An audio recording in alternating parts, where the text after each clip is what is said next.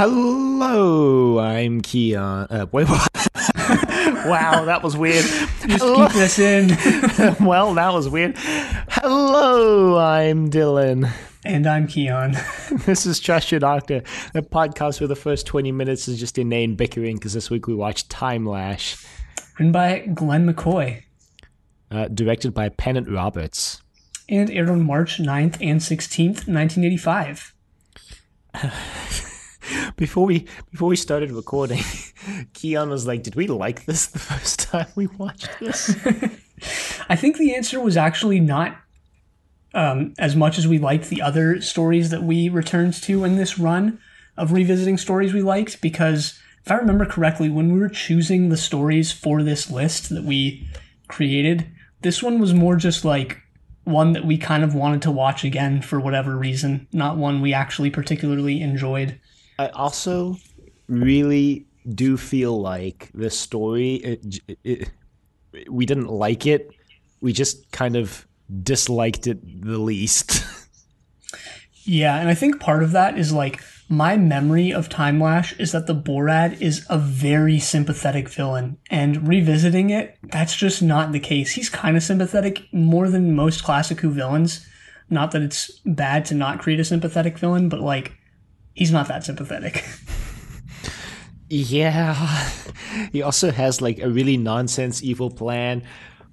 Not to mention the other problems this story has, like killing its like high profile guest star like 3/4 of the way through the story in the least like That's like, pretty funny. The most anticlimactic way possible, and also like not even making him the main villain of the story.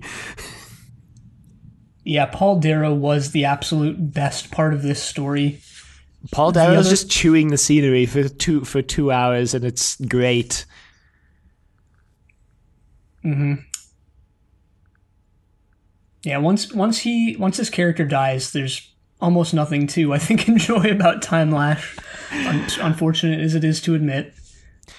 Yeah, because, right off the bat, from moment one, Perry and the Doctor are just like at each other's throats, trying to kill each other. I forgot how absolutely grating the relationship between the Sixth Doctor and Perry was. Perhaps it was just in this episode, but I forgot about this entirely. Yeah, because the last Sixth Doctor story we revisited was Mind Warp. And in Mind Warp, they kind of really try to play it off like the Doctor, and Perry get along great, and they're best buds, and the Doctor's super torn up that Perry, died. Although we later learn out she married King Yukon, so fate worse than death. And so, our most recent exposure to the Sixth Doctor Perry relationship was this, rose-tinted goggles version of their admittedly extremely confrontational and unhealthy relationship. Yeah, is this the worst televised relationship, Doctor-companion dynamic that Doctor Who has ever portrayed? I think it might be. I think so. I don't even think it's actually I don't think anybody else is even close. Yeah, it's true. No other Doctor has tried to kill a companion explicitly on screen. I mean, we joke about haha, the second Doctor was probably trying to do in his companions all along, haha. But no, the Sixth Doctor tried to strangle Perry. But also, his relationship with her, even after that, when she just blindly forgives him for that, Perry, heart of gold, forgiving the Doctor for this. They spend the next 5 serials arguing at every turn. Even Adam, who wanted to use, who got a Dalek mind, not a Dalek, mind probe injected into his head that he can use for profit, and gets kicked off the TARDIS for that. The Doctor, even that, the Doctor was gracious and was just I'm just going to leave you at home. I mean, it was kind of mean, but he was still I'm just going to leave you at home. Mm-hmm. Mm-hmm. Yeah. But hey, speaking of Nicola Bryant and Colin Baker, I won't go on too much of a tangent about this, but I actually just watched the Air Zone Solution this last week. Great. wherein I have to know why first before you say exactly what I know you're going to say. I have to know why you wanted to watch that. I just wanted to kind of check out what it was all about and why it was kind of, as far as I've seen, reviled. And I assume it lived up to those expectations. Oh yeah, it was pretty bad. It was pretty bad. Apparently, I found this out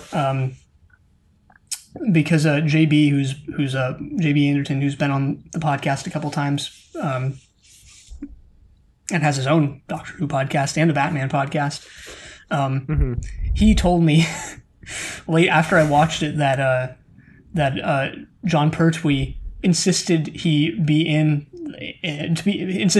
it, and like his role is entirely shoehorned in. It does not. He just shows up a couple times and is like, yeah, this is happening, and then just walks off.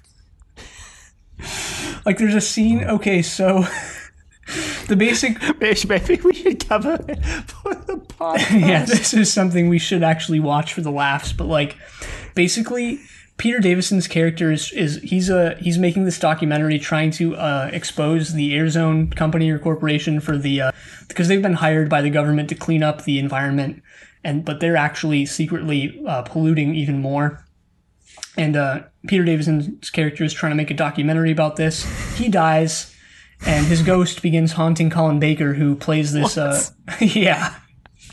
Who plays this weatherman? His character is married to Nicola Bryant's character, so that was just weird hearing her actual voice and not her god-awful American accent.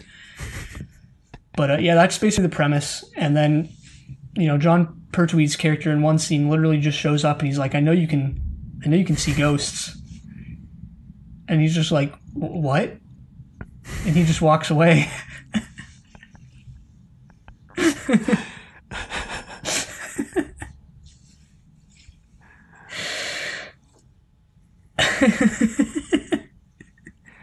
Okay. So as you saw online, yes, there is it's not very explicit, obviously, but there is a sex scene between Nicola Bryant and Colin Baker. Also, Nicola Bryant's character is like pretty much passively aggressively racist. Oh. Yeah. Makes a lot, like, she does it a couple times and you're like, all right, that's a little weird, but she makes like a lot of quips throughout the movie that are like, yeah, that are racist. Yeah.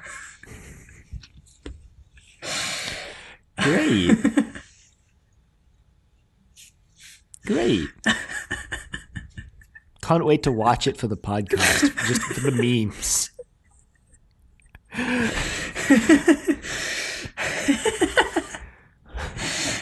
Sorry, I'm just remembering. I'm just enjoying the memory of the Airzone solution. I'm not opposed to watching that after Survival and putting off our hiatus for one more week, but we'll talk about it off air. Mm-hmm. I'm not opposed to it either, so it's probably gonna happen. Anyway, back to this other complete joke of a story. Rewatching this, I really did realize, and I think we mentioned this the first time we watched it, but rewatching it, just realizing how much this really was just like Caves of Androzani, but like bad. Mm-hmm. Yeah, the Borat is just like a budget Shiraz Jek. He's not nearly as cool, not nearly as menacing, even though he does kill people on a whim. Caves of Androzani also had a very well fleshed out world and society that it was set in, and there was a very good motivation for like why Shiraz Jek had to isolate himself, why he felt isolated because of that. Yeah, why he wore the mask, so to speak. Yeah, exactly. God, the Borat's reveal also was so underwhelming. Like, they should have had his reveal honestly be when he has Perry in his grasp. Like, that's when it should have occurred, you know? I don't know. Whatever. Yeah, the reveal should have been held out. Or they should have, like, we never see, because, you know, unlike Caves of Androzani, In this one, he is like a hybrid between whatever species lives on this planet and what do they call them? The Morlocks. The Morlocks, but we only see the Morlocks once. You see it a couple times, but it's like the first time it appears, you have no idea what it is. And we never really get why everybody hates the Morlocks. Probably just because they're hideous creatures who live in the wastes that are right outside, that are a doorway away from the city. We have absolutely no... We also have no, like...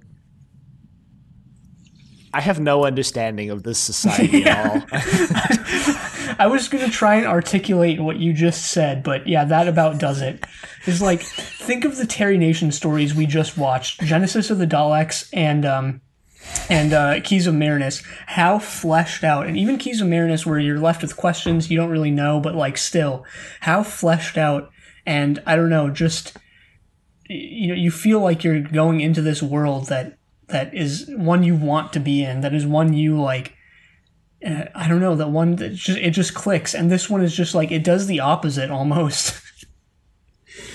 They're trying to build a cool culture because we were introduced to the people on the planet, Carfel, and the leader is the Malin, and they're sentencing some people to death, except they don't kill people, they just shove them into what they call the Timelash, which we discover thanks to the Doctor's timely arrival into the plot of the story, is a time corridor. Right. The Doctor has been to this planet before as the third Doctor. So that's a 3. Right. We only find this out later. Yeah. What did you think of that? Because that was something that, like, I don't know, at first I thought it rubbed me the wrong way, but then I was like, I probably just dislike everything around it. Like, what's the actual big deal about him being there before? I didn't really think it was that bad of a point. I mean, they're just disregarding canon, retroactively inserting a story that we never saw take place into the canon, claiming it took place, but we never saw it. And how can that be acceptable in this day and age? Yeah, true. But on a serious note, I kind of liked it, actually, because it until this point, I think, actually... And this is the one really pretty good thing the story actually has going for it. Before this point, there's never really any sort of concrete evidence that the Doctor has adventures outside of what we see on screen. There's only everything we see on screen, and we're meant to kind of believe that we see the Doctor's entire life, or at least the entire lifespan that's interesting. And this kind of throws a wrench into that and says, well, there were some stories that you didn't see. And I do, like that idea. Big Finish took one look at this story and saw dollars in their eyes. Yeah, it's that meme that's like, it's free real estate. It's like Big Finish seeing Timelash introduce the idea of stories in between televised stories. It's free real estate.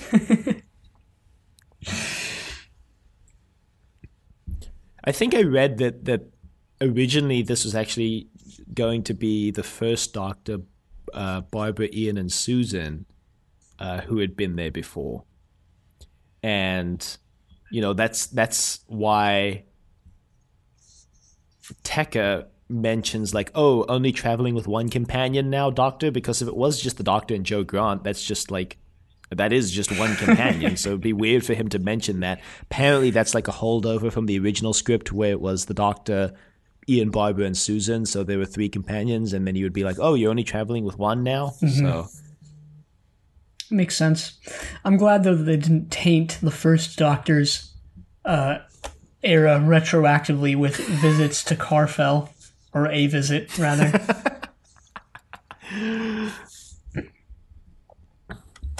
Yeah. Yeah. You know what? Yeah, I'll just leave. Yeah. Anyway, they hold this radically unfair trial. I don't know why radically unfair trials is such a funny statement to me. Probably, just like every funny statement, there's something true about it, It reminded me of the trial in The Prisoner, where they're just like, you're guilty. And he's like, but what have I done? And they're like, you're guilty. In Dawn of the Dead. Like, The best okay. Prisoner episode, Dance of the Dead. Well, that's a matter of opinion.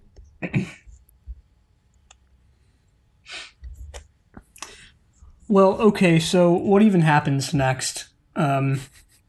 We get a solid 20 to 25 minutes of the Doctor trying to navigate back up the time corridor while yelling at Peri to do her job.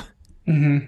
Yeah. Intercut with, I don't know, like politics on Carfell. Politics that like I could literally not care less about because I have absolutely no reason to care about any of these characters. We see like half of them get killed immediately, so it's like any of them could be killed at any moment, so why should I care, So I believe what happens is that Mick Ross, if I have that name correct, and the current Malin, who doesn't last as Malin or last in life much longer, they conspire to take down the Borad because the Borad has this society under his thumb. He has it under his control. He's in charge. Anything he says goes. Nobody ever sees him in person, and everyone's afraid of him.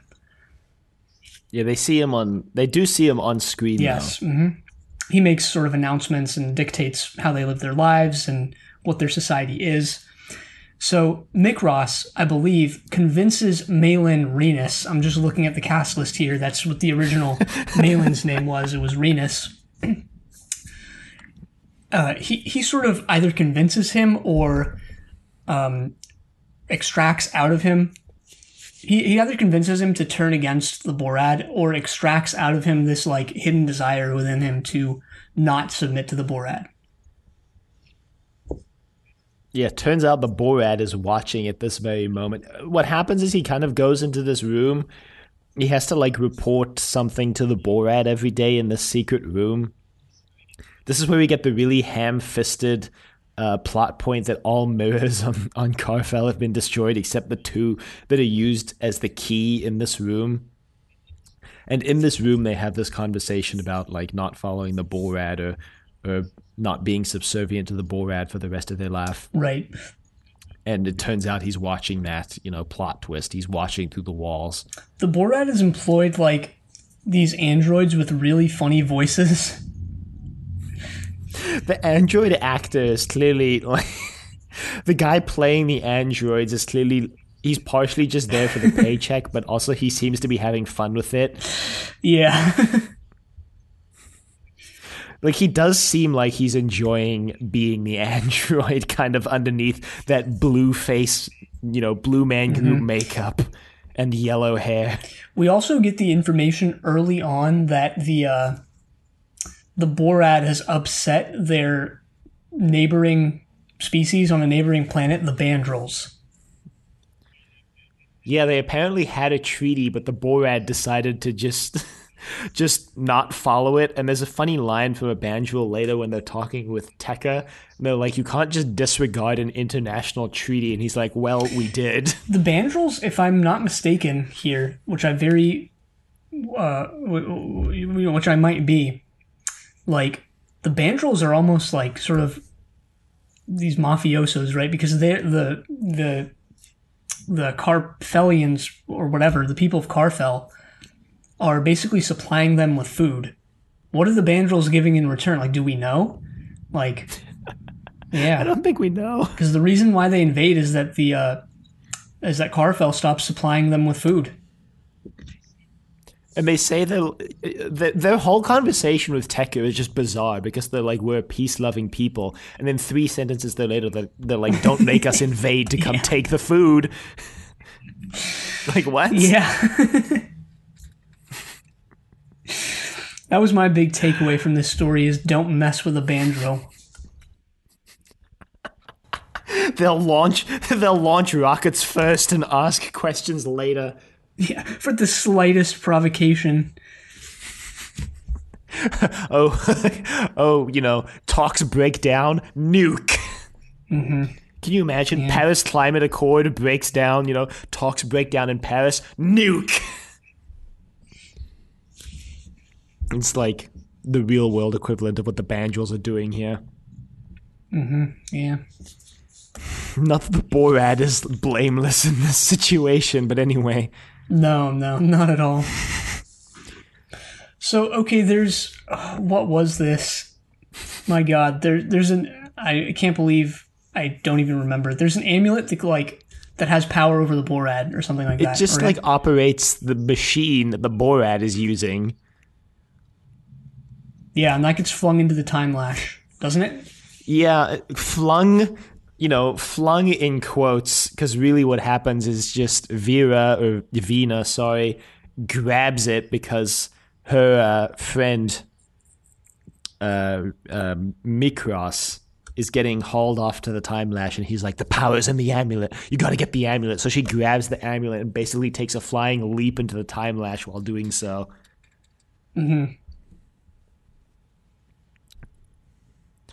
She goes into the Timelash right as the Doctor and Perry fly through the Timelash and land on Carfel. And they see her, ghost travel through the TARDIS, and they're like, wow, what was that? A filler scene. Oh my god, it's filler. I'm just kidding. A little bit. You could have cut this whole thing down to 45 minutes and probably would have actually been all right a little bit. Yeah, mostly because Paul Darrow's character would probably have been alive for a greater percentage of it. Yeah, like I said, Paul Darrow's just, Paul Darrow's clearly just, having fun with it. Wouldn't be surprised if he was just drunk off his mind while recording this. I know I would be. Yeah, I mean, his character in this is basically... It's like Paul Darrow playing Servalan. It's the best of both those characters from Blake 7. Or I imagine this is perhaps, potential, Servalan's rise to power sort of maybe looked like this, except for the part where, he gets killed. The Borat also has a super overpowered weapon on his chair. Just a death beam. It can be activated instantly and kill instantly. It ages you, yeah. It ages you. Right. And that kills you, obviously. Well, the Borat, I believe, calls in the Malin at this point because he knows what's up. Yeah. Well, the Malin dies at the same time as Mikros and Vina. They all get flung into the Timelash. And the Borat elects a new Malin, that is Tekka. Right. And then the Doctor actually recognizes the planet. How he recognizes the planet from the inside of this room, I don't know. But he's basically Carfel should be centuries away from time corridor technology. And they don't even expand on this plot point at all. There's a throwaway line later on where Tekka's just oh yeah, just some young scientist just accidentally developed the Timelash. That's the extent of the explanation we get in this story. What else did Glen McCoy write? Nothing. For Doctor Who, nothing. Yeah, nothing. He wrote Timelash and its novelization. He also wrote the short story Dream Devils. Yeah, so nothing. Yeah. I'm really unsatisfied by this. Just oh yeah, just someone just accidentally invented an explanation, but whatever. Like everything else in this story, whatever. Yeah, I mean, it's just one of those things. It's it's so weird and inconsequential that you might as well just cut it out. But Anyway, Tekka sees an opportunity here because he's oh, well, he basically cons the Doctor into going after the amulet by separating him from Perry and then trying to capture Perry, except she's too smart for him and, makes it through a hidden door into the kind of, I don't know, bombed out wasteland of Carfel. Right when Perry and Doctor show up, Perry's very interested in the plants that are in the room. And something clicked in my mind. I was like, oh yeah, this is the one story where Perry being a botanist actually kind of mattered. For some reason, I thought that was the case, but turns out no, it wasn't. Nope. It's also still funny to me that the Sixth Doctor story, where the villains were literally giant mutated plants, was the story after Perry got written out. Yeah, that was pretty funny. But they always did that in the classic show, or at least they did it a lot of the time, and it's just so weird and almost frustrating in a way that, like, part of Perry's character is that she's a botanist, part of Mel's character is that she's a programmer, but it's like, it never actually mattered. It was just random throwaway information that, like, literally, yeah, it didn't matter almost ever. It was hit and run characterization, really. Yeah.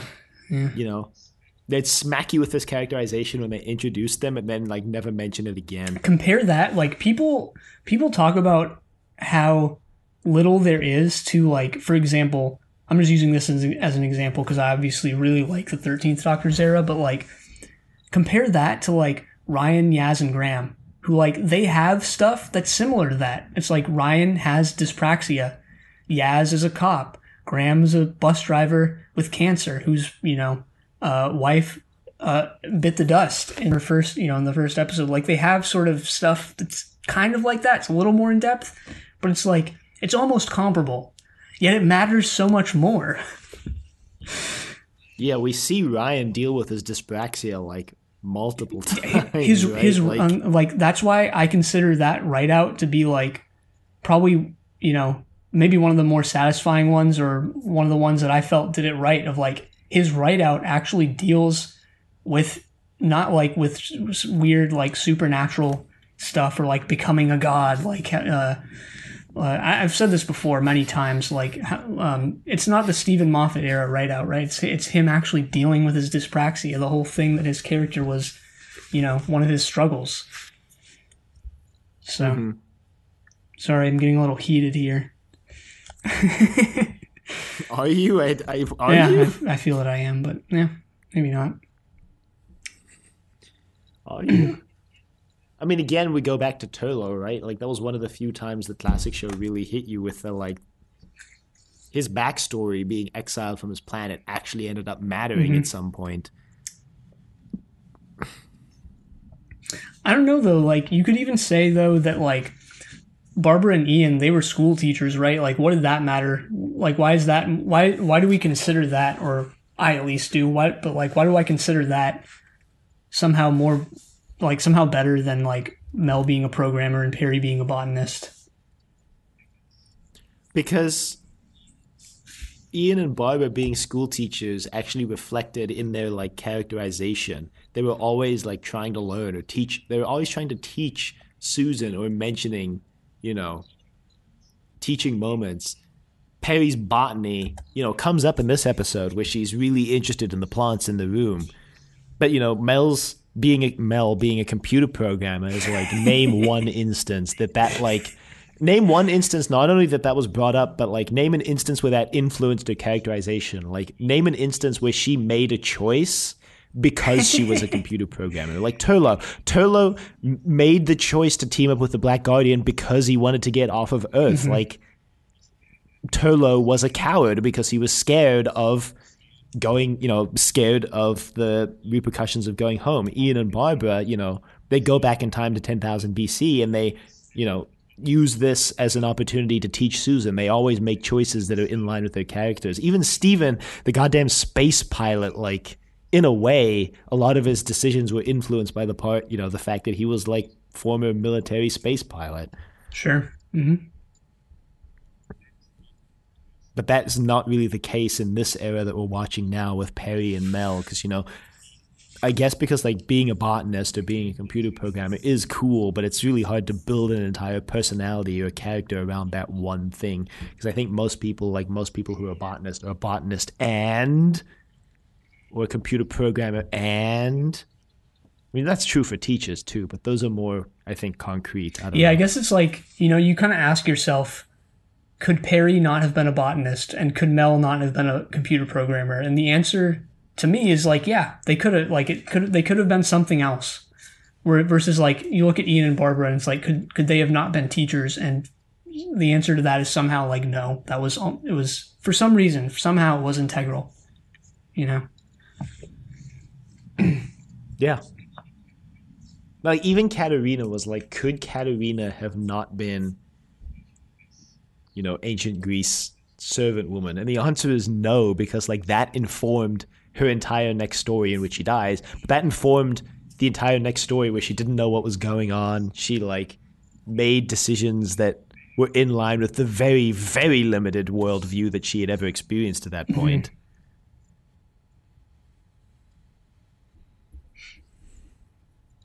So. Whatever.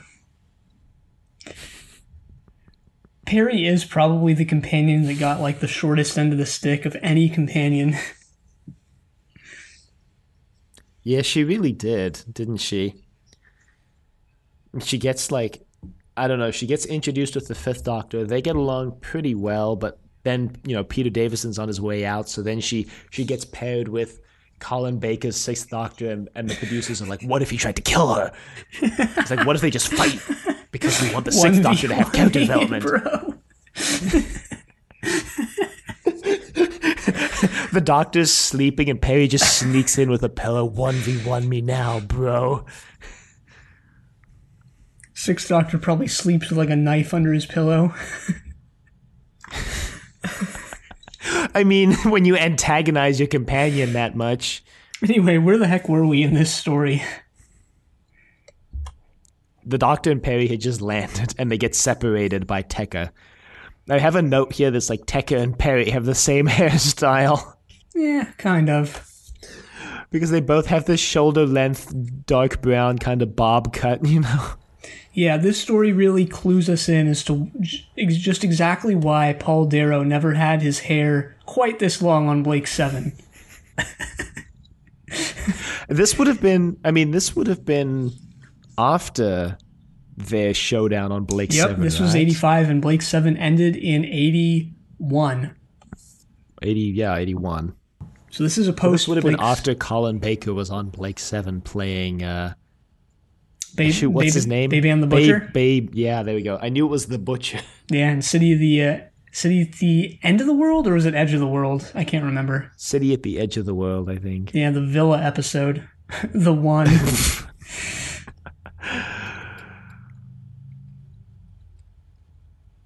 That one where like the sort of the Edenic paradise that they're after is just like a tiny moon with a little pond.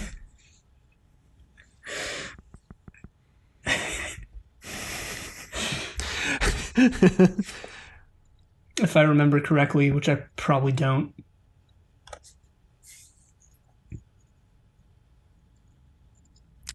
No, I don't remember at all. Whoever wrote the TARDIS wiki summary for this calls Tekka sycophantic, which is true, I guess you could say. Well, Perry escapes. I have a note that just says whoops. And then you cut to something completely different. Yeah, I have a note. It's like there are like a million different things happening right now. Because we smash cut to like Victorian England. Like, what? Yeah, it's like one of those, like, pause the episode there and be like, all right, now make a prediction as to what exactly happens next. And it's like you wouldn't even come close to what actually happens next. Yeah, it's like pause. What do you think happens next? A, Perry gets kidnapped by some rebels. B, the Doctor fights Tekka to decide whether or not he'll go back to get the amulet. Or C, we smash cut to Victorian England where Space Woman lands and gets knocked out and meets H.G. Wells. If you picked C, you would be correct. I actually, I don't think that's a slight against the episode. Other things are slights against this episode, but I felt that this switch up actually kept things interesting in an episode that so heavily needed it. It did come right at a moment where I was like, damn, getting really bored of what's happening right now. And the episode was like, oh yeah, you're getting bored? Watch this. It's still. I remember thinking this the first time as well, but it's so weird that H.G. Wells is in this. Like, it's just so weird. It is a really random addition to this story. Yeah, it's like, your whatever his name was, Glen McCoy. Glen McCoy. It's like devising this. He's like, all right, we got the Bandrels, we got the Borad, the Malin. Tekker's backstabbing everyone, and there's these rebels and the Timelash. You know what? Let's throw in H.G. Wells here. And you know what the story really needs? My boy HG. Yeah, like imagine like the pitch meeting for this. Like, all right, we got the Borad, and like, okay, and he's bad, and we have Tekker, and then we have this whole society, and then H.G. Wells shows up, and you're like, wait, what? And he's like, and yeah, and then he goes on the adventure, and he uses this, and you're like, wait, hold, H.G. Wells, like, slow down, wait, what? He's like, and then they save the day, and they're like still hung up, and they're like, wait, did you say H.G. Wells? Yeah.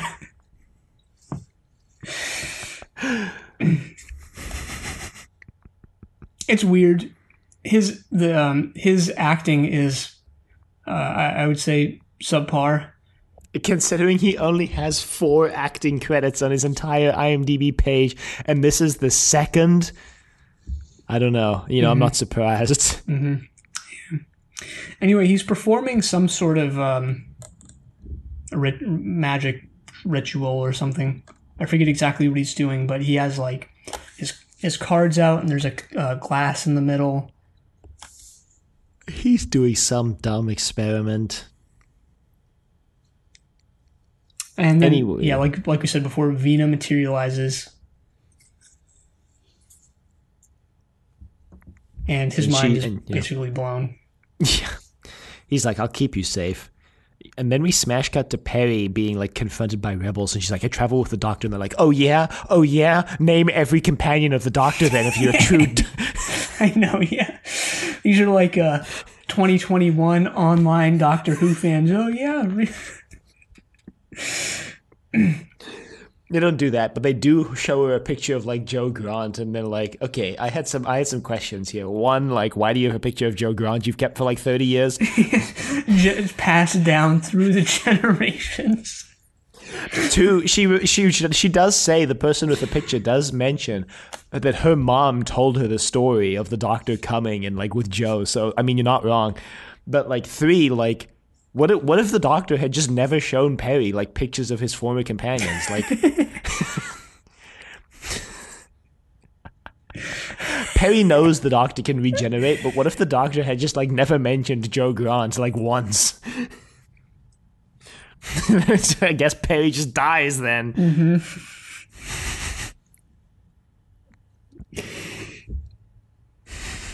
We do see the Morlocks in this scene, though. It hasn't. I don't believe it's been introduced as the Morlocks, but you do see a Morlocks, like in the tunnels.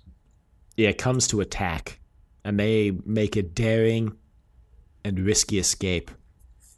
Mm-hmm.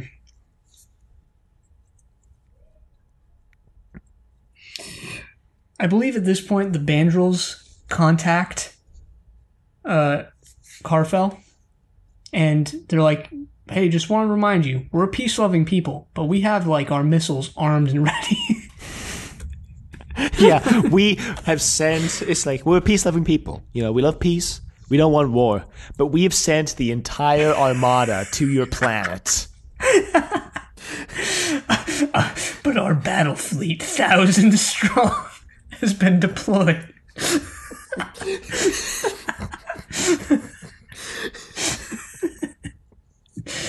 Again, we're peace-loving people. We love peace. We only like peace, okay? We only want peace. But we do have nuclear weapons. Yeah. Targeting every inch of the surface of your planet. Isn't there a line later on that implies Carfel is a very small society with not that much, with a small population? Yes, because the Borad is gonna like kill them all, and they're like, "Oh no, all like 200 of us." Mm-hmm. And then the Bandrels are actually a much larger society. So there's some sort of like, I don't know. It's not very expounded upon, but like, there's some sort of I don't know, reverse class pyramid thing here, right? Where it's like the the Bandrels are benefiting as far as we can tell without giving anything in return, yet there's so many more of them. They never touch upon that. Again, I have no comprehension of how society works in this story. Who are those, like, beekeeper guys? Like, who are they? I don't know. I think they were just part of the Borat. I don't know. I'm not even going to guess. I don't know. Anyway, the Doctor goes back to get the amulet and discovers Herbert and Vina. And he's like, you can trust me. And they're like, yeah, I mean, you have a blue box and just materialized out of nowhere. I guess we can trust you. Mm-hmm. And that's the end of episode 1. Can you believe we're only through episode 1? I thought the end of episode 1 was they go back and they're about to throw the Doctor in the Timelash because Tecker is mad with power. Oh, you're right, actually. Yeah, because I have a note here that's like outplayed. Because they get back and the Doctor's like, here's your amulet, now give me Perry. And Tekker's like, oh, we actually lost Perry like before you had even left. And he's like, wait, what?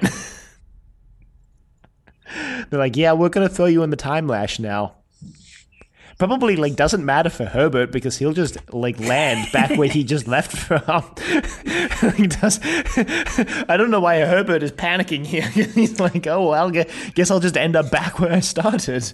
Yeah, but it's like when you get thrown in the Timelash later on in episode 2, I was pretty much checked out at this point, so my bad for not even knowing, but like you also have the potential to be transported into that like crystal dimension. Or is that the corridor? See, okay, I don't know. I didn't understand. I thought that crystal dimension was just like the inner wall of the Timelash, you know? Like the Timelash was like a hole that you just fell through to ancient, I don't know, Victorian England. And just like the wall of the hole was like that crystal dimension, but that doesn't make any sense because like it's a hole in time, so like why is there a wall? Look, I'm really baffled by the like layout of this Timelash.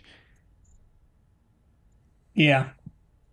Looked cool though. I actually really liked the appearance of that sort of wall of gems or crystal or whatever. Yeah, it looked a lot better than the like what's the word I'm looking for?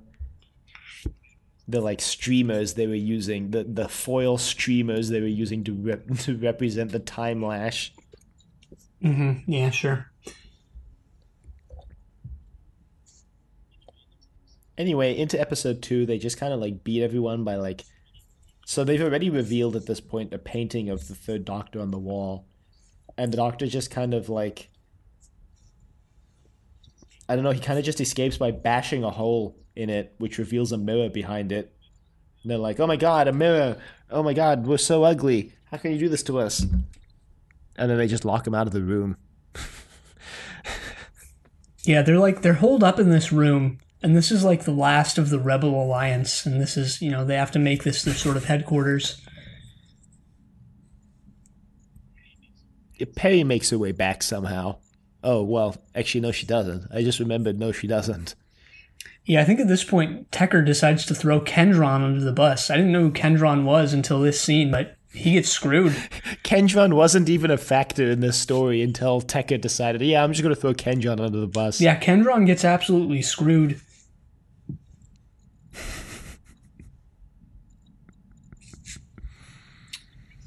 Yeah, he thinks that he's going to be made like Deputy Malin, and then they get into the room with the Borat, and then Tecker just goes, oh, by the way, Kendron sold you out. And Kendron's like, wait, what? I thought you were going to make me Deputy Malin. And Tekker's like, ha, pranked ya. So the Borat ages Kendron to death. Yep. Perry, I believe, then gets taken back into the cavern so that a Morlocks can like eat her face off. Yeah, because the Doctor meets the Borat, you know, but not before making a like Deus Ex Machina device. And It's a it's basically a thing that like delays his motions in time, so it looks like he's not moving, but he's actually moving. yeah, yeah, pretty useful. Comes in handy later. He also makes a little scope that you can that shows you the truth, or that displays his movements correctly. Yeah. So so he meets the Borad, and the Borad reveals his absolutely insane plan. The Borad basically reveals that he was a scientist who was like imprisoned by the Third Doctor because he was doing inhumane experimentation on the people of Carfel, and so he eventually went back to experimenting and accidentally like merged himself with a Morlocks, and so he just wants love, man. So instead of, I don't know, looking for a cure or like literally any other of the dozens of other solutions to this problem, he decides that he will replicate his accident with Perry by like just having a Morlocks attack her while she's strapped to a canister of It what was was this? Mustacazine 80. Yeah, Mustacazine 80, and it'll just like it'll morph her into someone like him. He thinks. Yeah, they're not really sure. He thinks. They haven't been able to or not been able to because they weren't trying. But it's like this has never been replicated. It's just a one-off occurrence. So. The Doctor even has a line where he's like, "Yeah, really nice controlled experiment you have there." And then basically his plan is to kill everyone else and create an entire society of Borad-looking creatures so that nobody thinks he's hideous anymore.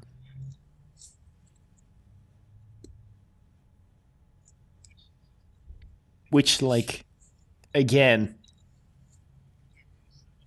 there are so many other solutions to this problem. Beyond the fact that there are so many other ways he could do this with a higher probability of success rather than just strapping Perry to a canister of gas and shoving her in a room with a Morlocks and praying it works out. Well, he does say that his combination with the Morlocks increased his intelligence by a lot, so who are we to question him? Yeah, I guess.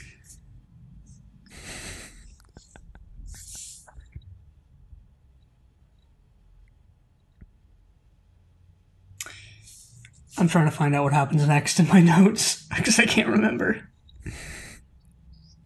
The Doctor just casually walks around the room using his magic device and is like, "Wow, you better tell me how to free Perry or else." And he pulls out a little crystal and the Borad shoots him and he's like, "Don't do that because the crystal will reflect the energy back at you." The Borad's like, "I don't believe you." Bluffing. And the Doctor's like, "Oh, well, I wasn't bluffing. I guess you're dead." We forgot to mention that Tekker is dead. Oh, yeah, Tekker just gets offed. Borad reveals his plan. His plan was to, what was it? He was trying to intentionally make the Bandrels invade or something like that because that's how he was going to wipe everyone out. If I remember correctly. Yeah. And Tekker was like, "Oh, no, you don't." And Borad's like, "Oh, yes, I do." And he just kills him. Tekker has a 30-second change of heart because he's like, "Wait, what? You can't do that." And then he gets killed. So it didn't matter. Okay, we don't need to go into it, but it's just it's so underplayed and just weird. But it's okay. It's fine. It's not, because the story takes a noticeable dip in excitement. Yeah, this is when you realize that you're really only watching this for Paul Darrow's character.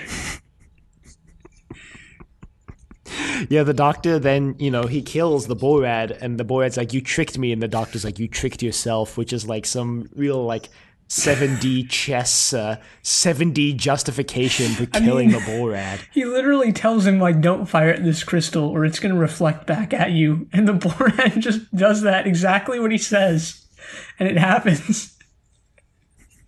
So. Yeah, I mean, I guess, yeah. I mean, none of the dialogue in this story is particularly compelling. It doesn't really move you through the story in a way that makes you want to keep watching. We completely forgot about the crystal wall bit, which actually happens before he kills the Borad, because the amulet accidentally falls into the Timelash, right? in the time vortex, so he, jumps in to get it. And there is the one good line in the whole story where Venus says, he's like, the Doctor's kind of falling. He's got the rope on him, but he's kind of slipping because they don't have enough strength to keep him up. Power. And Venus says a line, he's dangling on the edge of oblivion, which, like, okay, kind of cool, I guess. Yeah.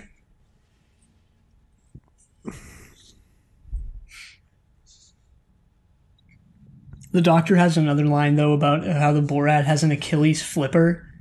And that one is just like, Oh, no. Well, they save Perry. And they try to stop the Bandrel invasion. The Bandrels basically buy the story. They tell them the truth. They tell them exactly what happened. The Bandrels are like, sweet, we believe you. We just need to see physical evidence of the Borad's dead body. The Doctor's like, well, I accidentally vaporized it. And they're like, oh, sorry then. The Bandrels are like, we're peace-loving, though. We're peace-loving. But it sucks for you. And it's even like, they literally say, like, yes, we believe you. We take your... Which means, last I checked, like, we take your story at face value and trust it. Yet we need more evidence.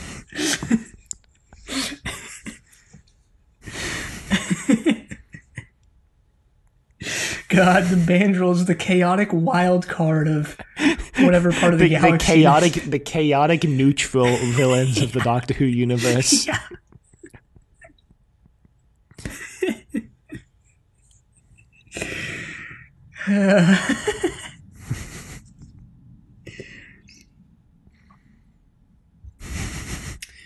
Well, the Doctor decides that they need to now use the TARDIS as a deflector shield against the missiles. Perry wants to be part of this, and she and the Doctor argue for about 5 minutes as to why she shouldn't, in the Doctor's opinion. Well, she does eventually go, well, you know what? You're right. But then Herbert just pops up and he's like, hey, what's up? Yeah, he was hidden in the console room all along. My interpretation of this scene was that neither Perry nor Herbert realized that they were about to sacrifice themselves. Is that yours as well? Yeah. And then Herbert obviously realizes it, and he's just like, oh. I mean, there is a funny line where the Doctor, he's like, oh, but this is man's work. That's why you kicked Perry out. And the Doctor's like, I was lying, and I lied really badly, so I kind of figured you would realize that. And then Herbert has a little bit of sexist dialogue, I would say, here. Well, it's H.G. Wells. What'd you expect? Are his books, like, really filled with sexism? I think I've only read, like, one or two. Let's Google it. Is H.G. Wells sexist? Probably going to get, like, a 70-page, like, blog post on it. Yes. I mean, yeah, I guess. There's a blog post here entitled just Sexism in the Time Machine. Mm-hmm. Yeah. That's the one book of his I've read. I might have read another one or another two or something that I don't remember, but I've definitely read The Time Machine. Barely remember what it's about, but that's okay. Yeah, I did he write 20,000 Leagues Under the Sea? I think that was Jules Verne. That was Jules Verne, yeah. I don't think I've read any H.G. Wells then. Jules Verne wrote more like... H.G. Wells was more like what we now call and recognize as sci-fi, whereas Jules Verne was just like... wrote like slightly heightened reality adventures. 20,000 Leagues Under the Sea, I would say, is very much sci-fi. In a time period before submarines were invented, that is very much sci-fi. Oh, maybe. Yeah, I don't know. But I think I overall agree with that sentiment. Anyway, I guess I'll link Sexism in the Time Machine or whatever in the show notes, and people can decide for themselves. Oh yeah, I kind of remember what the Time Machine is about, actually, now that I think about it. It's like this stratified society, and it's in the future, and there's these group of people living underground and the group of people who live... I don't know. It was weird.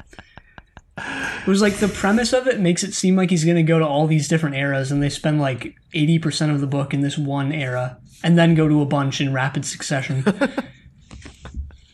There's another article here called Bibliophilia. H.G. Wells doesn't play nice, and it says H.G. Wells was a tad sexist. And it's talking about, I don't know what book it's actually talking about. But anyway, it says, from another early passage in the middle of an otherwise lovely description of friendship, he takes a moment to talk about how much women hate imagination. Yikes. Oh, Little Wars, I think it is. Yeah, well, whatever. I'll link both of them in the show notes. People can read and decide for themselves.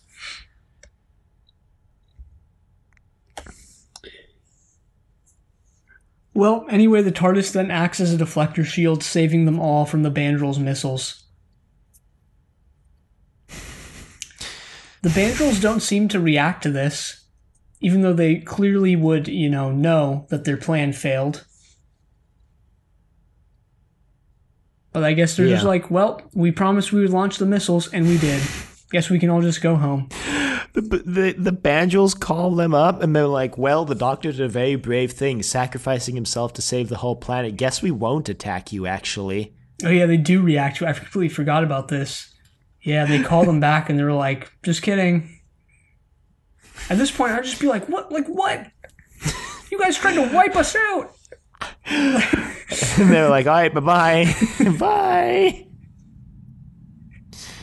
Okay. The Bandrels should come back. None of this other stuff from this story should return. It should all just be buried in ancient history, as far as I'm concerned, except the Bandrels. Only if the Bandrels come back and are as chaotic as they are later. Yeah, we give the Borad crap, but like, if you were living under Bandrol rule, would you be able to remain sane? Who knows? Wow, the Bandrol page on the TARDIS wiki indicates that they had multiple wars with the Dominators.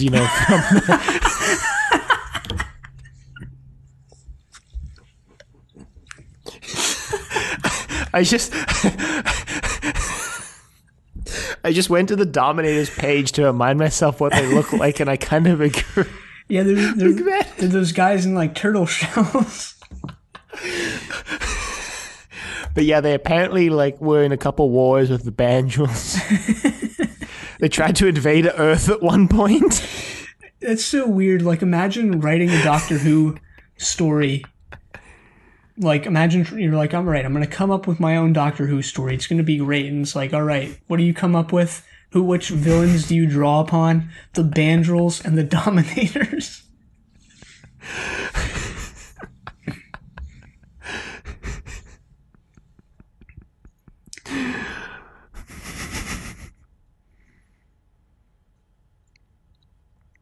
Jeez. Yeah, they actually show up a lot in the pros and audios, apparently. Wow. Bandrels once damaged the dynamorphic generators in the Doctor's TARDIS. Oh, those classic Bandrels. That must have been why the TARDIS wasn't able to disguise itself as a dinosaur in an unearthly child. The Bandrels were on the 11th Doctor's top 5 enemies list, which he mentioned to the 4th Doctor and Romana too while they were making up top 5 lists. Okay. Amazing. Anyway, the Borad returns. How does he survive? I don't remember if they ever explain it. He just, look, like the rest of the story, it's explained in a complete non sequitur of a throwaway line where he just goes, well, I didn't tell you about my other experiments, Doctor, namely cloning, material. And the Doctor's like, cloning, that makes sense. Yeah, I actually, now that you say that, I remember us discussing this. So it's like, is this is this the same Borat? Or is it a clone? I actually do remember us having an extensive discussion about this completely and utterly trivial thing in the grand scheme of things. I mean, one of them was a clone of the other, right? Or maybe they were both clones? Yeah. Yeah, are there more Borat clones bumming around on Carful? It's like the clones, obviously, like, just because they're clones doesn't mean they have to go along with the plan, right? Like, they have minds of their own. Right, so what gives? You know, were they? I don't know. Anyway, the Borat has Perry in his grasp, rather. And the Doctor comes up with this plan of like, he goes, "So Perry, the Borat plans to take you as his bride, and that's A-okay with me." And Perry's like, "What? What?"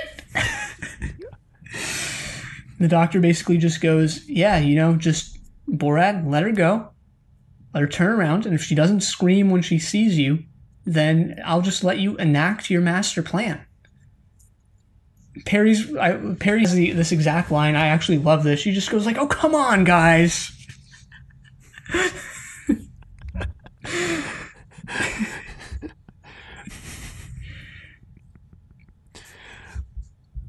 But then the Doctor adds the caveat where he's like, well, you can only marry her if she doesn't scream when she sees you. Yeah.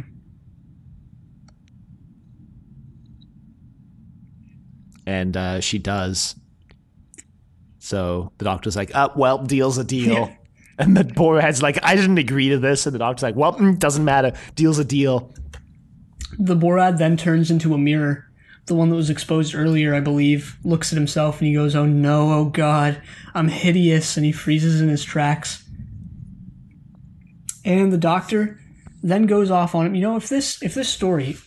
Well, okay, two things about this. One, my memory is that during this sequence, the Doctor actually says something closer to, "You know what, Borat? I can understand feeling ostracized by society, but what you're doing is wrong." That was my memory of this scene, and I believe that if this story was made in the current era of Doctor Who, something like that would have happened. There would have been some amount of redemption for the Borat, not completely, but they would have sympathized with him to some small extent. Instead, what actually happens is that the Sixth Doctor tells the Borat that, yes, he reconfirms that, yes, he is hideous, that nobody will ever like him, that he was right to believe that the only way forward was to kill everyone because nobody could possibly ever accept him, and that he just needs to die. And then throws him into the Timelash.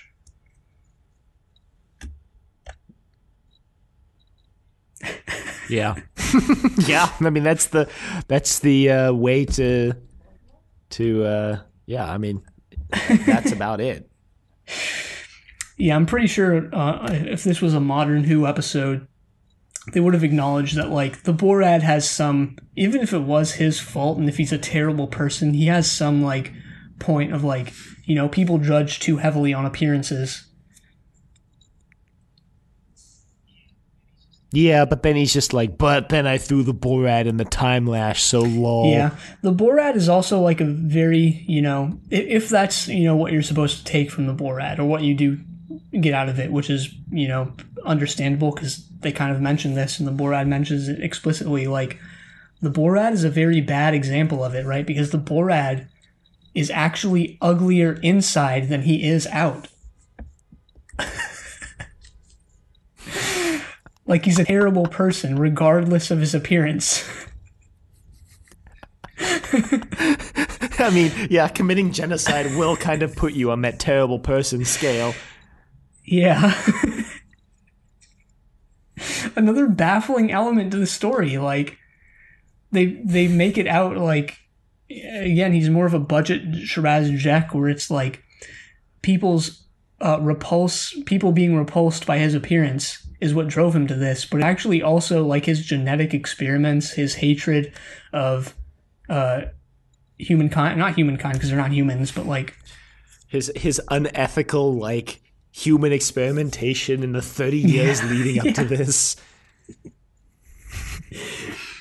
Perry then asks the doctor how he survived, and in the funniest moment of the episode, he just goes, "Don't worry about it." He's like, "I'll tell you someday." The episode can't even be bothered to explain its own resolution. But at least we get the sick reveal that Herbert is actually H.G. Wells. Yeah, apparently he's created some business cards for himself. Pretty boring card, just has his name printed on it. They also, let us not forget that in this moment, they completely disregard and rewrite established Doctor Who canon. Yep, because they indicate that the Timelash will send the Borad to, Loch Ness. And that, Perry asks, well, won't people see him swimming around? And the doctor's like, yeah, they probably will. And has a little twinkle in his eye there, a little wink to the camera, indicating that the Borad is the Loch Ness Monster, when clearly we've seen that role was actually filled by the Zygons in earlier established episodes of Doctor Who. Right. Just like providing an alternate explanation for the sinking of Atlantis and Tomb of the Cybermen, we are just completely and utterly disregarding previously established Doctor Who facts. How could they do this? How could they do this? Doctor Who is ruined for good. Again. For the 5th week in a row. It's ruined forever again. So I was going to bring this up at the end of the episode, but... This kind of is, Yeah, it's apt to bring it up here, I think. Sergeant Drano actually messaged us saying that disregarding continuity is not quite the same thing as retroactive continuity. I'll just admit that I have no idea what that means. I think it just means stories that ignore previously established continuity is not the same as stories that actively change previously established continuity. Whereas I would make the argument that ignoring previously established continuity is in a way itself a retcon. So I would actually disagree with that statement. And I was thinking about this when he messaged it to us, that, yeah, because if you disregard canon, I would argue that is a form of retcon. You're basically saying that continuity isn't valid anymore, or that it's not relevant anymore. Relevant is a better term than valid to use there. Which is a form of retconning in my mind. Yeah, I have no opinion. It doesn't really matter, does it? Yeah. I don't know. I pretty much don't care about continuity, especially when it comes to Doctor Who. Much like Christopher Eccleston said, for the 5th week, we should just blow up canon.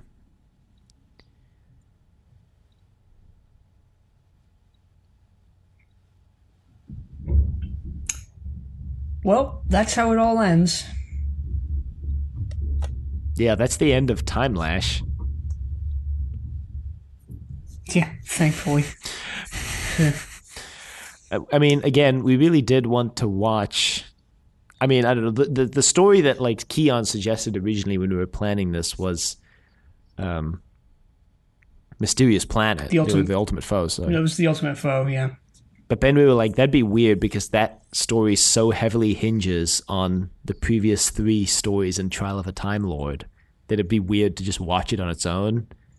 So then we were like, okay, well, what else could we watch? We were like, well, Twin Dilemma sucks. And then we looked at season 22 and we're like, well, Timelash, I guess. It's the one I dislike the least. Mm-hmm.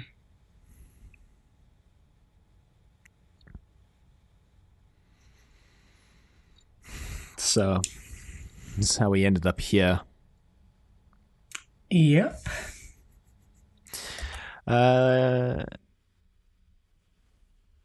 Should we do Britain's 10 actors? Yeah, I honestly don't have much more to say about this other than that. I mean, other than what we've already said, it's just such a baffling story in every way.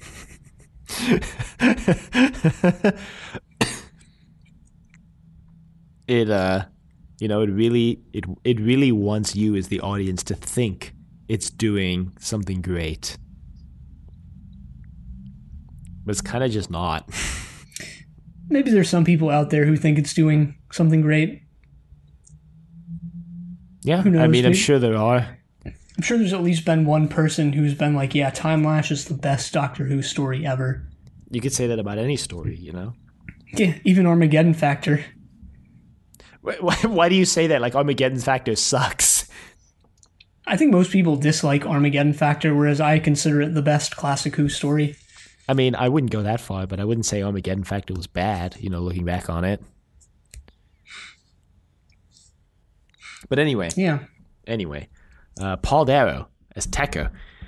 He's been in Law & Order UK, Emmerdale Farm, Blake Seven, Die Another Day, Captain Hawkins, Zakars, Manhunt, The Saint, Coronation Street, and a bunch of other things. He's had a prolific acting career. Dang. Wow. Who would have known? Who would have known? Shocking.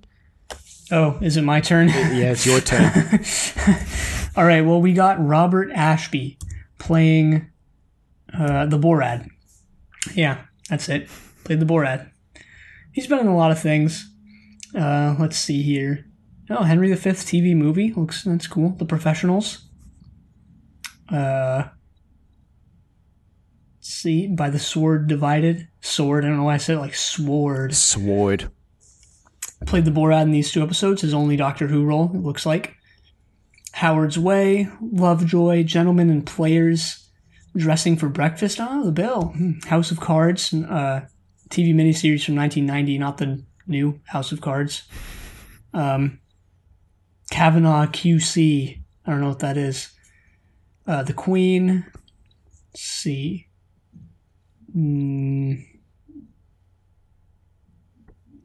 A lot of... It looks like he's been in a couple documentaries recently. God the Father and Nova. I guess he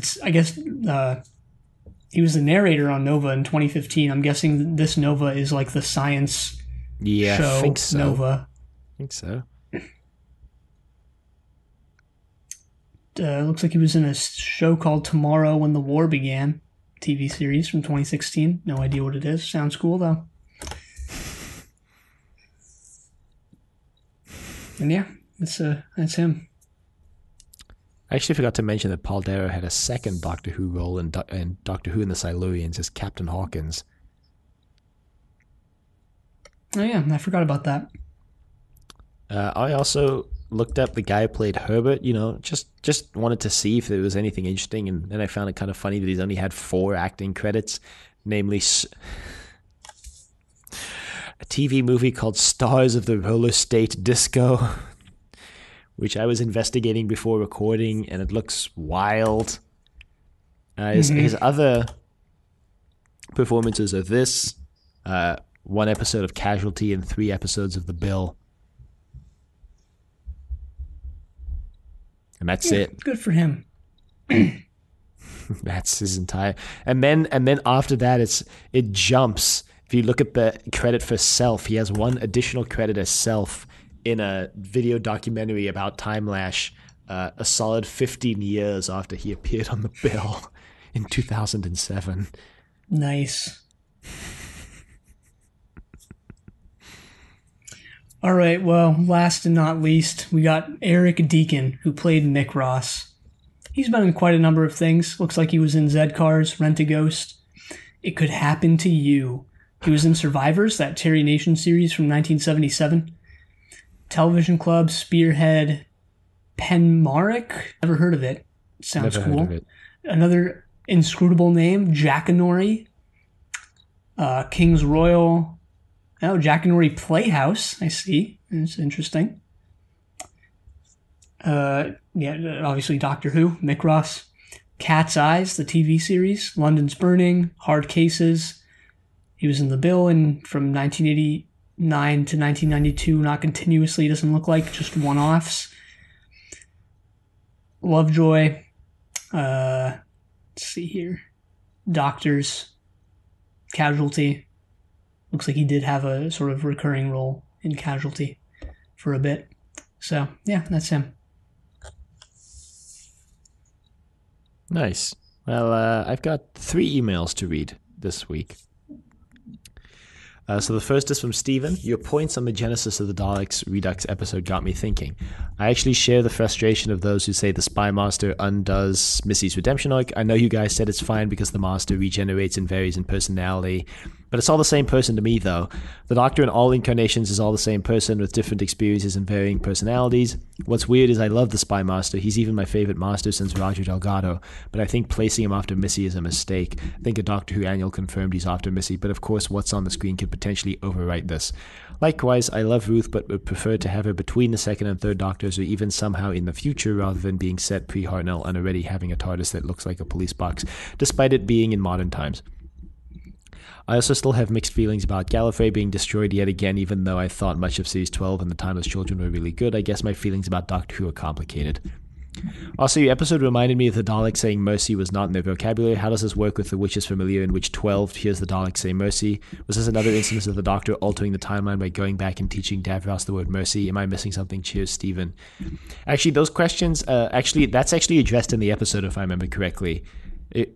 I do remember the Doctor actually pointing out Clara saying mercy catches the Doctor's attention because the Doctor knows the Daleks shouldn't be able to say mercy, and he says that somewhere along the lines, probably when he saved Davros, some very slight amount of mercy accidentally slipped in somewhere. I think he actually says that in the episode, if you'll remember. God, I don't remember any of that. I've seen that episode twice, so I mean, I've seen it twice as much as you. I'm surprised they even touch back on this slight sort of thing, but hey. That whole story was tying back into Genesis of the Daleks in a way, with the Doctor meeting young Davros on the battlefield. Yeah, so much of the 12th Doctor's era is a blur to me. I know I say that about the other reboot Doctors as well. And I've actually said the 12th Doctor, I know it was less of a blur to me than other Doctors of the reboot or of the modern show. But still. Still.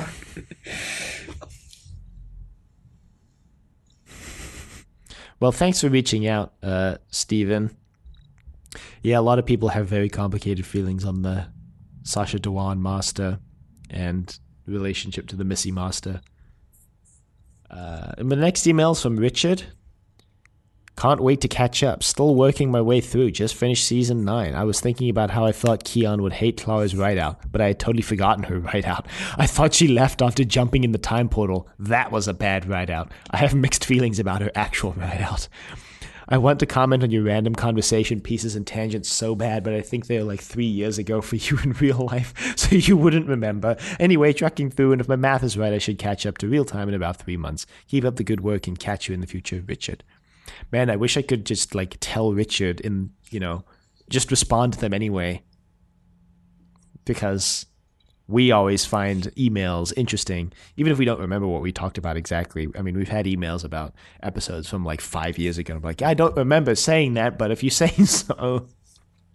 Mm-hmm. So I say just respond, Richard. I mean, by the time you get to this, you'll have caught up, and you won't have done that probably, but just respond to the tangents. And that's actually all the emails we had. I've got another email from Richard, but it's not relevant to this podcast, actually. So only 2 emails, I guess, in the end. I guess I miscounted. Yeah, we didn't get any social media comments or anything, but I did get some when I posted online that I was watching the Air Zone Solution, which, hey, it's kind of related, so why the heck not? I guess, why not? Watching the Air Zone Solution, Ask Me Anything, I guess. And you, Dylan, wrote why.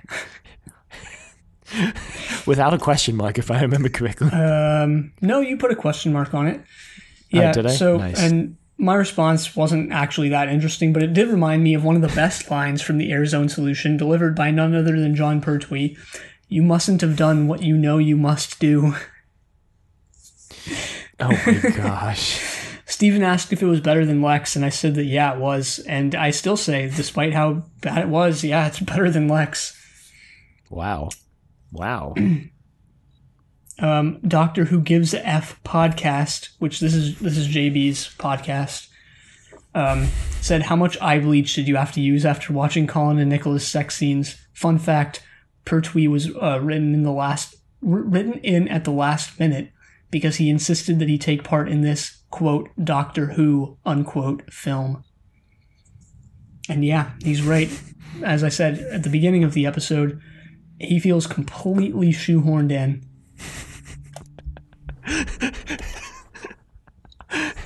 I like to imagine him just showing up mysteriously into scenes and then just like, while the scene is going on, just kind of shuffling off camera, not to be seen again for the rest of the scene. It's even more awkward than that because, like, whenever he's on screen, they always highlight him, and it's always just him walking in, saying something, and walking off. That's actually how it ends. Like, he's in the last scene. He just, like, after the big climax, he just walks in and is like, looks like that's a job well done, or something like that, and then just walks away.